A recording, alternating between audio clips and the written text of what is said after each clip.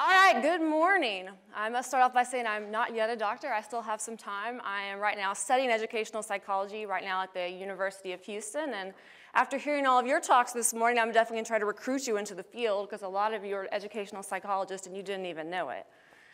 The reason that I wanted to study educational psychology was because of my own background and my own struggles as an undergraduate. And I went back to school because I wanted to find out how can I help college students be successful. And what I found out so far is that it's students' beliefs in their ability and not their actual ability that determine whether or not they're going to be successful.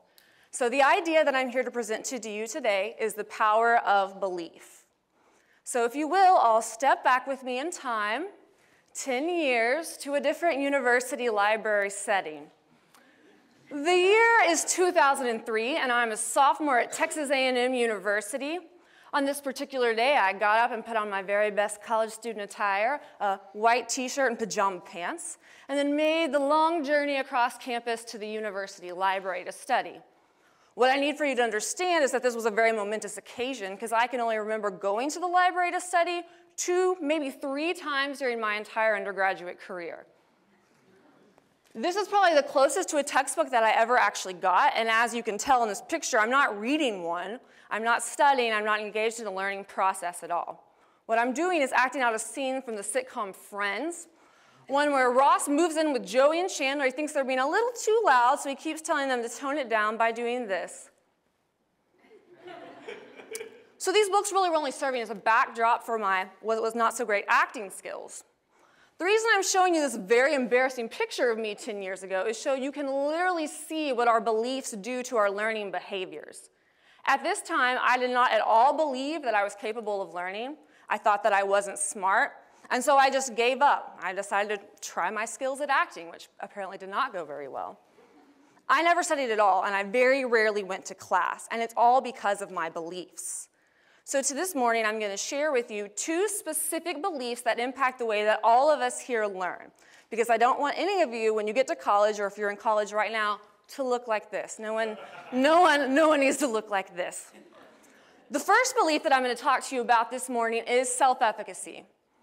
And self-efficacy is your belief in your own ability to achieve specific academic outcomes. And you have to know I did this on a PC. It didn't transfer so well to a Mac, so please use the creativity that the lovely gentleman in front of me just talked about.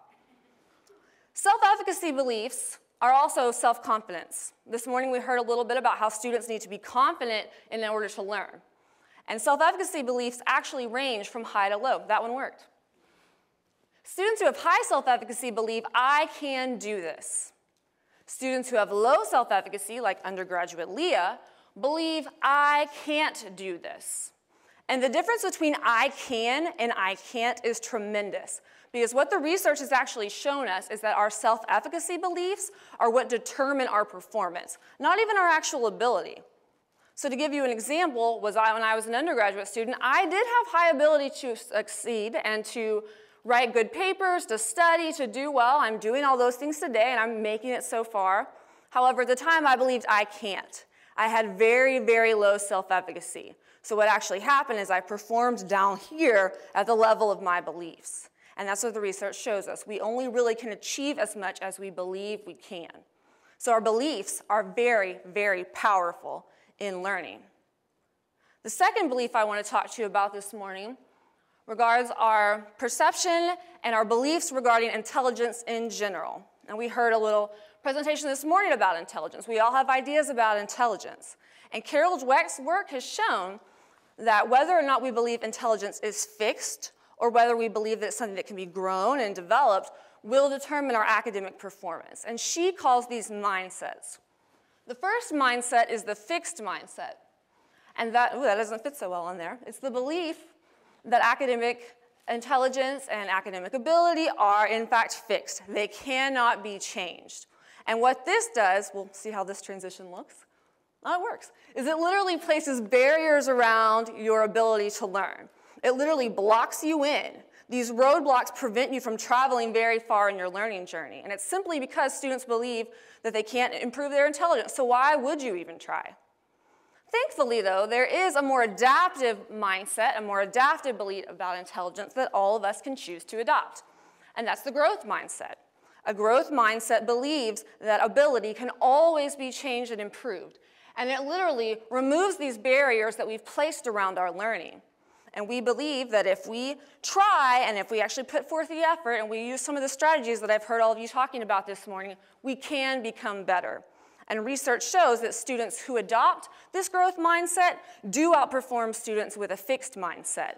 And it has nothing to do with their actual ability. It has everything to do with what they believe about ability. So you can see that our beliefs regarding intelligence are also very powerful. So I want to ask all of you that are here this morning, what do you believe about your own ability to learn? What do you believe about your own ability to succeed? Do you believe I can, or do you believe I can't? Do you have a fixed mindset that's literally blocked you in, or do you have a growth mindset?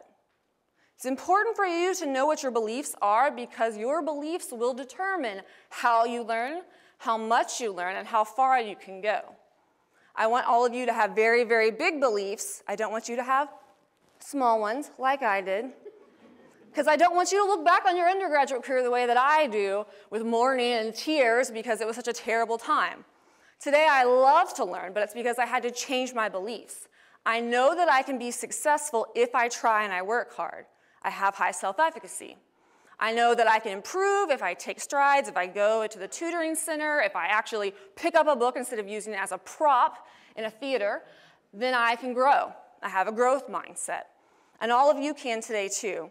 And so I'm just encouraging all of you to believe in your ability, no matter what age you are, regardless of whether or not you're in school, you're in high school, or in college.